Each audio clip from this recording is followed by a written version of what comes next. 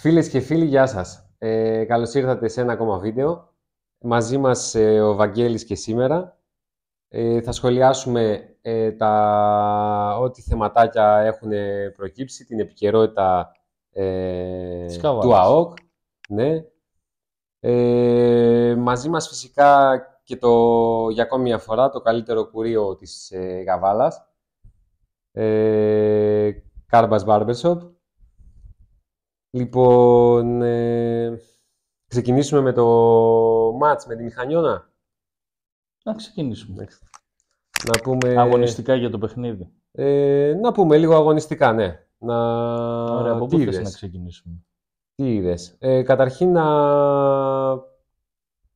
να σχολιάσω ότι πέτυχε η απόφαση της διοίκησης προφανώς για το άνοιγμα της μιας κερκίδας. Στα μάτια μου πέτυχε. Στα μάτια μου δεν πέτυχε. Στα μάτια μου δεν πέτυχε. Γιατί πάντα όποτε γίνεται κάτι τέτοιο, πάντα κάποιος θα υπάρχει ο οποίος θα πάρει τους φίλους του και θα πάει σε άλλη κερκίδα να δει τον αγώνα.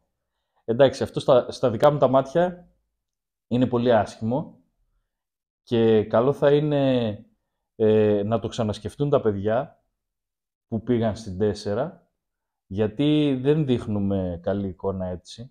Η άποψή μου είναι τουλάχιστον αυτή. Αν κάποιος διαφωνεί μπορεί να με πιάσει και να μου το πει. Όχι, Η ο καθένας εικόνα έχει της την άποψή του. ομάδας δεν δείχνει καλή με το να είναι 250 άτομα, 300, πόσοι ήμασταν προχθές στο Ανθικαραγιάννη, σε μία εξέδρα και 5 άτομα μόνα τους στο πέταλο. Ναι. Υποτίθεται ότι υποστηρίζουμε όλη την ίδια ομάδα. Θα πρέπει να υπάρχει μία αλφα ενότητα στον κόσμο και να μην δείχνουμε προς τα έξω αυτή την εικόνα. Κάποιος που δεν το ξέρει και το βλέπει, θα πει αυτοί είναι μαλωμένοι μεταξύ τους. Και δεν υπάρχει και λόγος. Ναι. Έτσι, η ομάδα πηγαίνει μια χαρά, πηγαίνει πολύ καλά. Τώρα, εάν κάποιος έχει μια διαφωνία με κάποιον άλλον κτλ., στη λύσουν σε προσωπικό επίπεδο. Δεν χρειάζεται να γίνεται αυτή η κατάσταση στο γήπεδο και να φεύγουν άνθρωποι να παρακολουθούν τον αγώνα από άλλες κερκίδες. Ενώ έχει πάρθει η απόφαση να είναι όλοι μαζί σε μία κερκίδα. Κοίταξε, αν υπάρχουν θέματα τέτοια, όντως θα πρέπει να λυθούν, να μην υπάρχουν διαφωνίες, να πάμε ενωμένοι. Ναι, κοίταξε, να σου πω κάτι. Επειδή όλο αυτό το πράγμα το έχω ζήσει, μπορεί κάποιος να νευρίασε με κάποιον άλλον και τα λοιπά και να έγινε κάποια διαφωνία πριν τον αγώνα και να σηκώθηκαν και να έφυγαν όλοι μαζί να πάνε να κάτσουν αλλού. Ναι. Αυτό δεν είναι. Μπορεί και να μην υπάρχει κάποιο θέμα, ναι. Ναι, μπορεί να μην είναι έτσι, να θέλουν να κάτσουν εκεί και τα λοιπά, Ναι. αλλά και πάλι δεν είναι όμορφο και για τα ίδια τα παιδιά που εκπροσωπούν, όπως είδαμε με τα πανό, τους γαλάζιους αργοναύτες. Δεν είναι ωραία εικόνα και για τους γαλάζιους αργοναύτες να είναι 5 άτομα σε 4 στρέμματα τσιμέντου. Σωστό. Να το δούνε τα παιδιά. Να σχολιάσω κάτι άλλο. Επιτέλους έπαιξε ύμνος μετά τον γκολ. Γιατί τόσο καιρό έπαιζε κάτι άλλο. Μετά τον γκολ πρέπει να παίζει ο ύμνος της ομάδας. Όταν σκοράρει ο ύμνος. Θες να διαφωνήσω και σε αυτό? Ήθελα να το σχολιάσω αυτό. Εγώ προτιμώ τον παλιό ύμνο, δεν έχω κάτι με αυτόν τον ύμνο. Εντάξει, είναι τραγούδι της ομάδας, ναι. Αλλά εμένα μου αρέσει πιο πολύ ο ρυθμός από τον παλιό ύμνο, ίσως γιατί έτσι μεγάλωσα από μικρό παιδί. Ο ρυθμός θα συμφωνήσω κι εγώ, ναι. Προτιμώ εκείνον τον ύμνο, είναι πιο ανεβαστικός. Πάμε τώρα στα αγωνιστικά. Δύσκολα, θα πω εγώ, σε ένα πρώτο ημίχρονο που δεν υπήρχε η ομάδα. Τρώει και τον γκολ. Η ομάδα έδειξε πάρα πολύ μεγάλη χαλαρότητα, κάτι το οποίο δεν δικαιολογείται για μια ομάδα η οποία είναι πρώτη στον όμιλο και διαθέτει, όπως ξέρουμε και από τα στατιστικά, την καλύτερη επίθεση και την καλύτερη άμυνα σε όλα τα πρωταθλήματα της ΓΑΜΑ Εθνικής. Παίζοντας ένα τύπης εύκολο παιχνίδι με το Ποσειδώνα Μηχανιώνα στην έδρα της, δεν έπρεπε να μπει με τέτοια χαλαρότητα στο γήπεδο. Σωστά. Έπρεπε να καθαρίσει τον αγώνα από νωρίς, γιατί από εκεί και πέρα μετά δίνεις δικαιώματα και αυτό το πράγμα δεν μπορεί να πάει πολύ μακριά. Θα έρθει στιγμή που θα αγωνίζεσαι με ομάδες οι οποίες θα έχουν το μαχαίρι στα δόντια και θα θέλουν απαραίτητα τους βαθμούς, όπως την Κυριακή με τη Δόξα Δράμας. Ακολουθούν 2 παιχνίδια, ναι, δυνατά. Δεν γίνεται να έχεις τη χαλαρότητα του απόλυτου φαβορί της ομάδας που ό,τι και να γίνει, εντάξει, θα πάρουμε ένα πέναλντι και θα κερδίσουμε τον αγώνα. Ναι. Δεν γίνεται να παίζεις έτσι. Πρέπει να μπαίνεις με πάθος, με αγωνιστική ορμή, να έχεις και τους παίκτες οι οποίοι θα σου σκοράρουν, γιατί ο Γκέκας με τον Βασίλη τον Παπαδόπουλο από τα 75 γκολ, 74 που έχει σκοράρει η ομάδα, έχουν βάλει τα 40. Ναι. Είναι ένα μεγάλο ποσοστό. Δεν το βλέπεις δηλαδή συχνά σε επιθετικό δίδυμο ομάδας να έχει τέτοια παραγωγικότητα. Θα πρέπει λοιπόν η ομάδα να μπαίνει δυνατά μέσα στο γήπεδο, να δείχνει από το πρώτο λεπτό τις προθέσεις της και αν μη τι άλλο στο ημίχρονο τουλάχιστον, γιατί είναι αγαπημένη συνήθεια αυτή των τελευταίων ετών, τα πρώτα ημίχρονα να τα ξοδεύουμε και στα δεύτερα ημίχρονα να κυνηγάμε τα γκολ. Νομίζω ότι αυτό κάπως λίγο θα πρέπει να το αλλάξουμε, να προσπαθούμε στο πρώτο ημίχρονο να καθαρίσουμε τα παιχνίδια και μετά να είμαστε πιο χαλαροί. Από τη στιγμή που η ομάδα δείχνει να έχει και την ποιότητα για να το κάνει. Συμφωνώ. Να σχολιάσω, επειδή είπαμε ότι δυσκολεύτηκε, να πω ότι μετά τα Χριστούγεννα, με την φυγή του Γκέτζογλου, υπάρχει μια διαφορά. Όχι, υπάρχει μια διαφορά, ρε παιδί μου, αγωνιστικά. Δηλαδή, έκανε τη διαφορά, θα πω εγώ, Σάβα, στην κατηγορία. Παρ' όλα αυτά, όχι, δεν θέλω να μειώσω, ας πούμε, τους υπόλοιπους.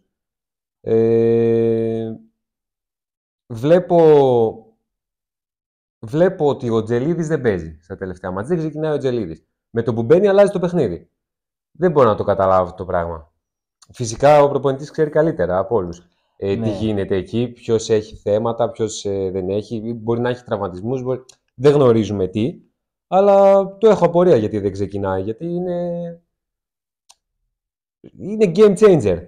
Πώς να το πω.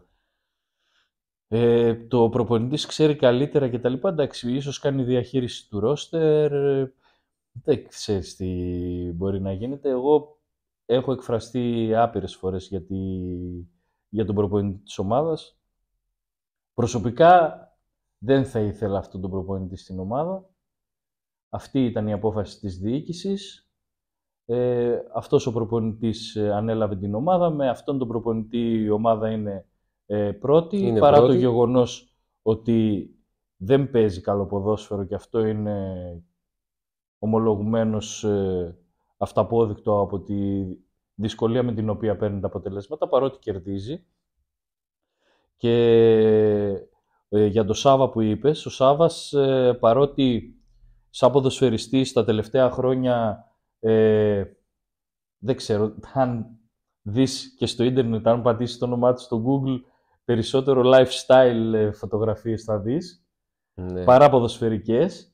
Παρά το γεγονός αυτό, έδειξε την ποιότητά του σαν ποδοσφαιριστής στα παιχνίδια που αγωνίστηκε και το πόσο διαφορετικού επίπεδου ποδοσφαιριστής ήταν από τους υπόλοιπους ποδοσφαιριστές της κατηγορίας. Δηλαδή με μία πάσα, με μία κίνηση, μπορούσε να αλλάξει τον αγώνα, μπορούσε να βγάλει προϋποθέσεις για κάποιο γκολ. Ήταν ένας παίκτης ο οποίος λείπει τώρα αυτή τη στιγμή από την ομάδα και όπως λες και ο Τζελίδης που είναι ένας τέτοιος παίκτης, προτιμάει ο προπονητής να το βάλει για λίγα λεπτά στο τέλος. Ναι. Δεν ξέρω για ποιο λόγο. Αυτά είναι εντός της ομάδας. Αυτοί που έχουν την διαχείριση της ομάδας, ο προπονητής και οι γυμναστές, ξέρουν καλύτερα. Λογικά ξέρουν καλύτερα, ναι, σωστά. Και από τη στιγμή που η ομάδα είναι πρώτη, αυτοί δικαιώνονται και όχι οποιοδήποτε προπονητής της Κερκίδας, όπως εμείς. Σωστά, ναι. Εν τέλει αυτή είναι. Ακολουθεί ντέρμπι. Ακολουθεί ντέρμπι, ναι. Η αλήθεια είναι ότι με τη Δόξα τα παιχνίδια έχουν διαφορετικό χρώμα. ασχέτως με το... Ασχέτως κατηγορίας, ασχέτως Ναι, περίοδου, ασχέτως στόχων των δύο ομάδων.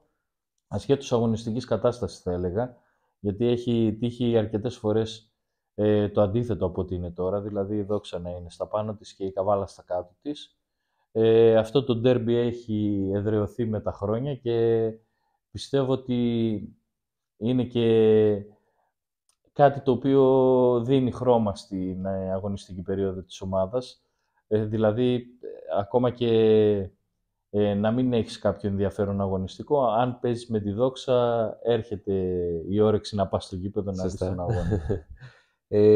Υποθέτω ότι, και από αυτά που ακούω δηλαδή, ότι θα έχει αρκετό κόσμο. Θα είναι καλή εκδρομή. Εντάξει, είναι κοντά η Δράμα, πάντα έχει κόσμο ΑΟΚ στη Δράμα και τα τελευταία χρόνια στη Γάμα Εθνική παίρνει και κάποια αποτελέσματα μέσα στη Δράμα που παρακινούν κιόλας περισσότερο τον κόσμο για να πάει εκεί, να δει την ομάδα και να τη στηρίξει εκτός. Βέβαια τώρα η αγωνιστική κατάσταση της Δόξας, όπως είπαμε και πριν, είναι και επικίνδυνη σε σχέση με την αγωνιστική χαλαρότητα που έχουμε εμείς. Θα είναι ένα παιχνίδι δύσκολο που θα πρέπει η ομάδα δεν έχει να χάσει καθαρίσει. τίποτα τώρα. Βασικά η Δόξα έχει να χάσει πάρα πολλά πράγματα. Θέλω να πω ότι θα μπει με το μαχαίρι στα δόντια που λένε. Ναι, θα μπει με το μαχαίρι στα δόντια γιατί είναι 7 βαθμούς πίσω από τη θέση που έχει απευθείας παραμονή στην κατηγορία. Οπότε εκ των πραγμάτων θα είναι πολύ δύσκολος αντίπαλος και θα μπει όντως για να κερδίσει τον αγώνα. Από εκεί και πέρα, όπως είπαμε και πριν, ο ΑΟΚ θα πρέπει να δείξει από το πρώτο λεπτό ότι δεν θα αφήσει περιθώρια στην ομάδα της Δόξας να κάνει το παιχνίδι της. Θα πρέπει να προηγηθεί στο σκορ και να καθαρίσει γρήγορα τον αγώνα. Τώρα από εκεί και πέρα, αν αυτό δεν γίνει, όσο περνάει ο χρόνος και τα λεπτά, η Δόξα τόσο πολύ θα ανεβαίνει και έχει και τον κόσμο στο πλευρό της πάντα, που θα την οθήσει περισσότερο για να πάρει ένα θετικό αποτέλεσμα. Τα ντέρμπι πάντα είναι ντέρμπι, δεν μπορείς να κάνεις πρόβλεψη, όποια και αν είναι η αγωνιστική εικόνα των δύο ομάδων. Οπότε, αν έχεις σκοπό να με ρωτήσεις για πρόβλεψη, να μην με ρωτήσεις. Όχι, τέτοιο μάτς τι πρόβλεψη, ναι.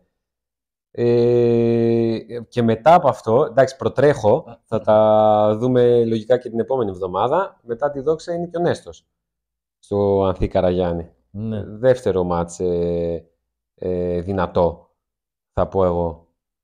Με τον Νέστο είναι οι δύο πρώτες ομάδες του πρωταθλήματος. Ναι, όπου εκεί με νίκη, νομίζω, αν δεν κάνω λάθος, ότι και μαθηματικά δεν νομίζω παίρνεις ότι είναι τόσο γρήγορα το μαθηματικό. Έτσι. Θα το δούμε την άλλη εβδομάδα.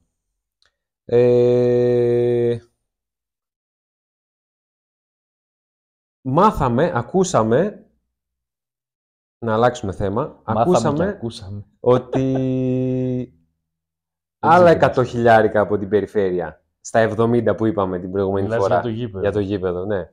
Κοίταξε, ίσως το συζητάγαμε και βγήκε και η επικαιρότητα τότε.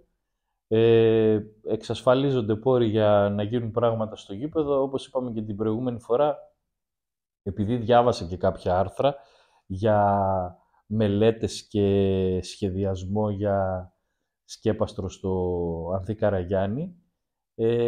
Εντάξει. Όπως είπα και πριν, αυτά τα χρήματα είναι πασαλήματα. Δεν φτάνουν πάλι. Είναι σαν να παίρνεις ένα παντεσπάνι, να βάζεις ένα κερασάκι πάνω και να λες μία τούρτα. Έκανα μία τούρτα.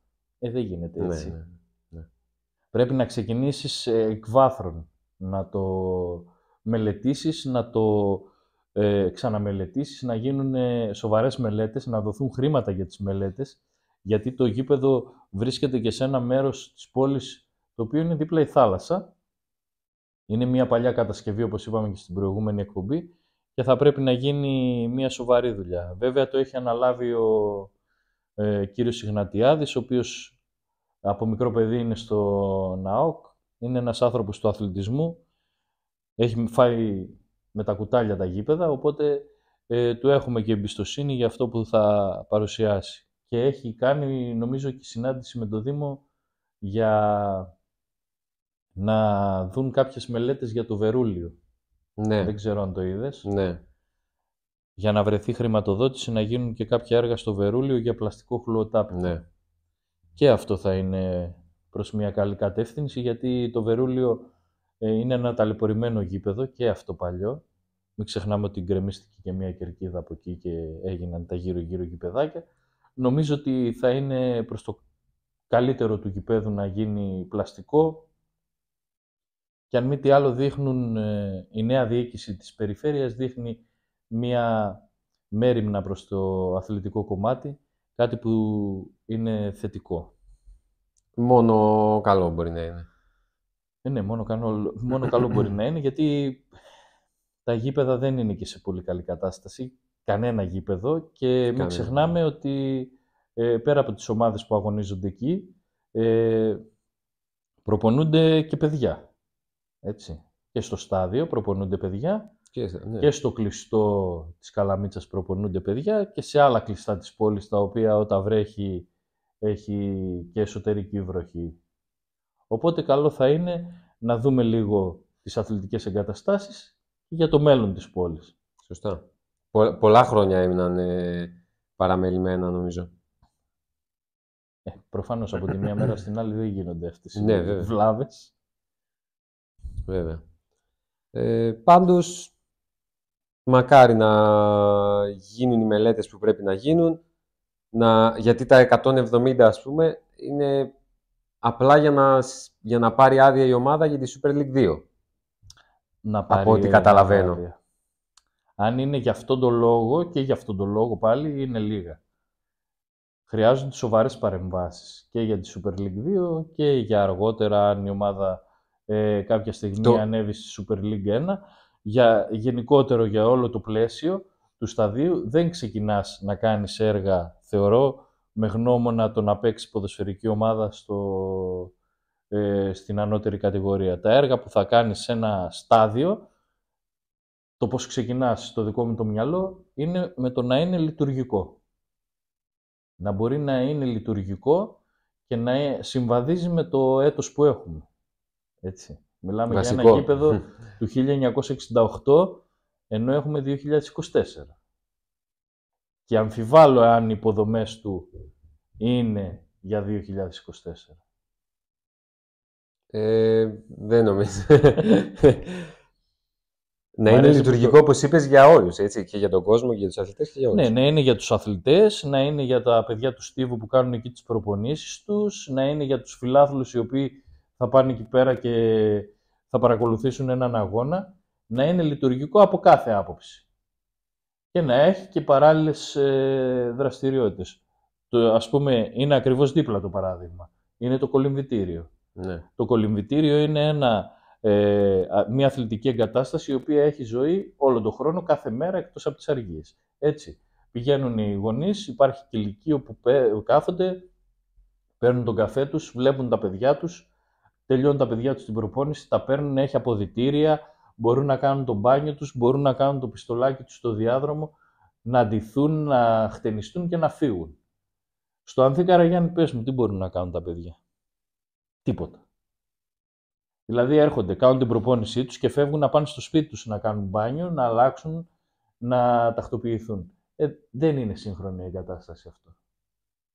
Ναι. Αυτό είναι μία ντροπή. Και τα είδαμε και πρόσφατα, έτσι, που τον Οκτώβρη, αν δεν κάνω λάθος, έκλεισε το Δημοτικό Γήπεδο Σερών, έκλεισε το Καφτατζόγλιο. Ναι. Γιατί είναι παρόμοιες χρονολογίας γήπεδα, είναι, έτσι. Ναι, αν γίνει κάποια μελέτη και εδώ, κάτι παρόμοιο θα γίνει και εδώ. Ναι, ακριβώς. Δηλαδή είναι πολύ, αν δεν γίνει κάτι, υπάρχει αυτός ο φόβος πλέον. Θα μας πούνε ότι είμαστε και τέτοιο. Έχουμε αιμονή με το γήπεδο. Αιμονή. Ας το πούνε αιμονή, ρε φίλε.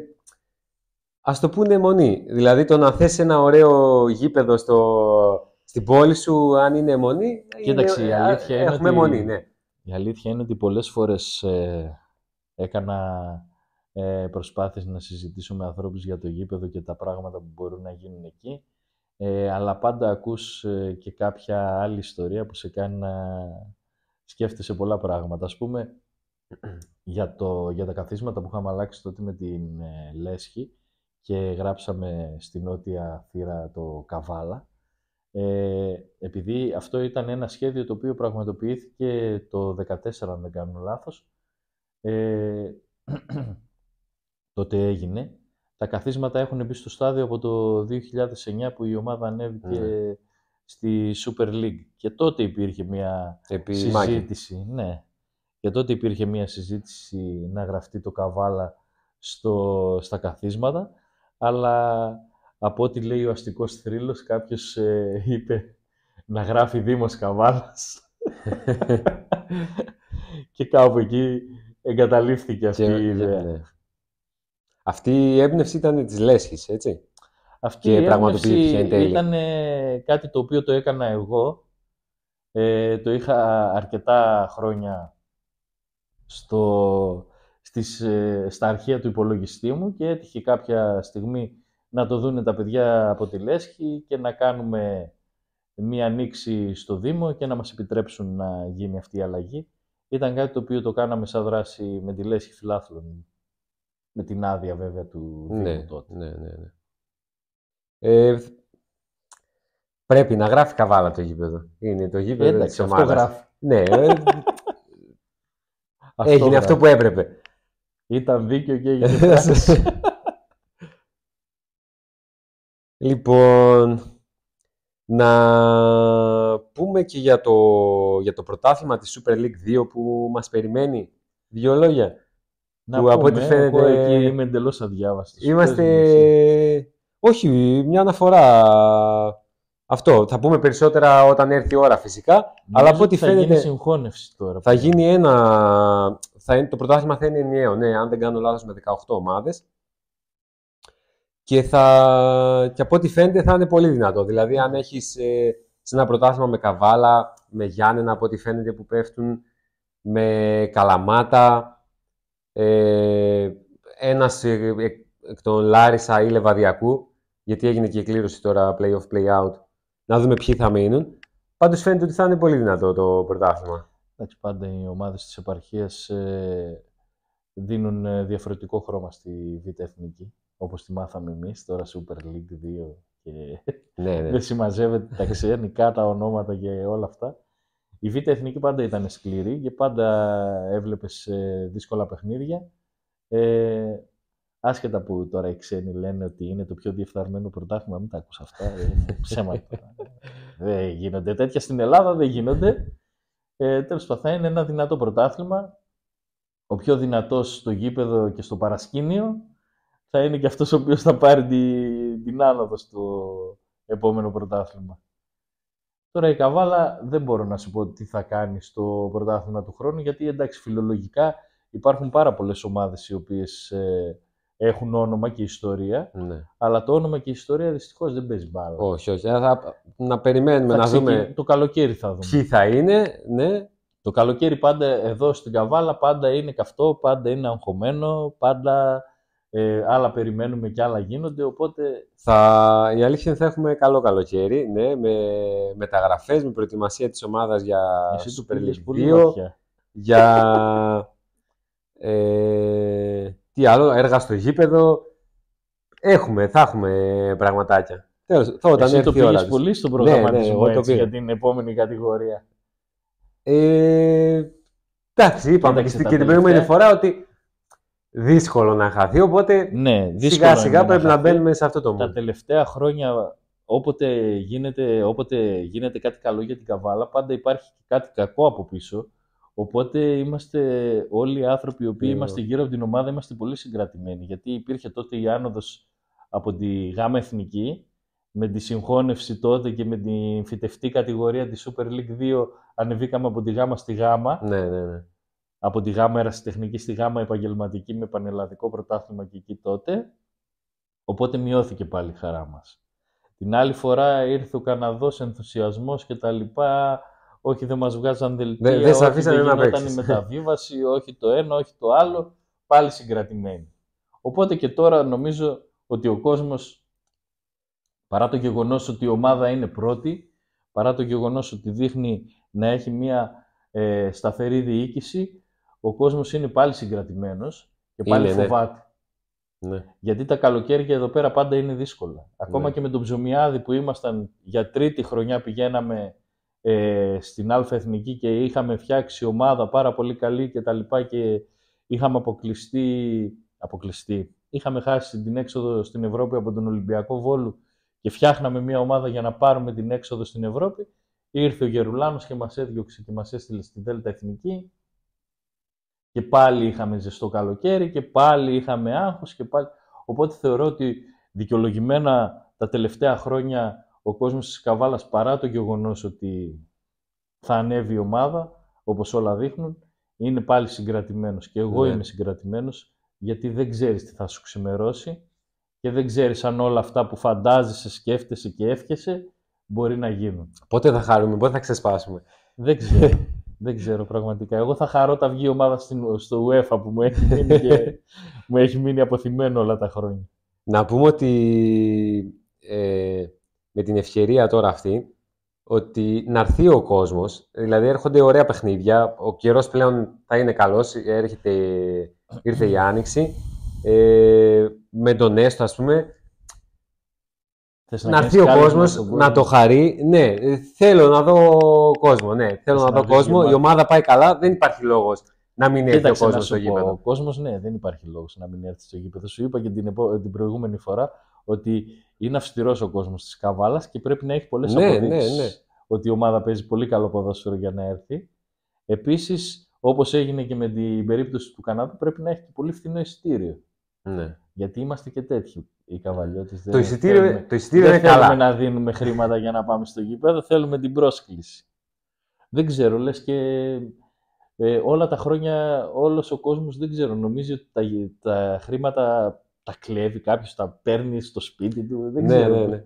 Στην ομάδα πάνε, στα έξοδα της ομάδας. Φυσικά. Τα μισά κιόλας πάνε στην εφορία. Φυσικά. Εντάξει, τώρα αν τίθεται θέμα τιμής του εισιτηρίου, όταν το εισιτήριο έχει 10 ευρώ, δεν μπορούμε να το συζητάμε. Νομίζω ότι πολλά τίθενται θέματα. Μπορεί ο Καβαλιώτης να σου βρει άπειρες δικαιολογίες για να μην έρθει να δει την ομάδα στο γήπεδο. Ναι. Μπορεί να σου πει άπειρα πράγματα. Πραγματικά τόσα χρόνια έχω βαρεθεί να ακούω δικαιολογίες. Μπορώ να γράψω βιβλίο με τις δικαιολογίες που έχω ακούσει. Εντάξει. Οπότε... Δεν λέω, ο καθένας έχει τις προτεραιότητές του, έτσι. Ναι, που θα ξοδέψει τα χρήματά του, κανένας δεν μπορεί να επιβάλλει σε κανέναν. Αλλά αντικειμενικά 10 ευρώ δεν είναι ένα φτηνό εισιτήριο. Να σου πω κάτι, αυτό δεν είναι και με αυτό τη συζήτηση που είχαμε πριν με το γήπεδο. Ναι. Δεν είναι πάρα πολύ καλά. Θα σου πει ο άλλος να δώσω 10 ευρώ και άμα βρέχει, θα πρέπει να πάρω μπρέλα, να πάρω... Ναι, γι' αυτό είπα ότι... Αρχίζει η συζήτηση μετά και πηγαίνει αλλού. Ναι, γι' αυτό είπα ότι δικαιολογίες που και καλό καιρό θα έχει τώρα, που είναι άνοιξη και τα λοιπά και ωραία μάτς. Η ομάδα βγαίνει, να έρθει να το χαρούμε. Να το χαρούμε όλοι μαζί και εμείς και η ομάδα και δεν υπάρχουν δικαιολογίες. Δεν υπάρχουν. Λοιπόν... Τι άλλο έχουμε? Έχουμε κάτι άλλο? Εσύ είσαι ο κεντρικός παρουσιαστής, ό,τι πεις εσύ. Εγώ είμαι ο σχολιαστής. Νομίζω αυτά. Τώρα, λογικά θα έχουμε και την άλλη εβδομάδα βίντεο. Δεν ξέρω. Να δούμε και την επικαιρότητα. Να δούμε τι γίνεται. Ναι. Γιατί ακολουθεί κι άλλο ωραίο μάτς με τον Έστω. Πρώτος, δεύτερος. Νομίζω θα έχουμε πράγματα για να πούμε.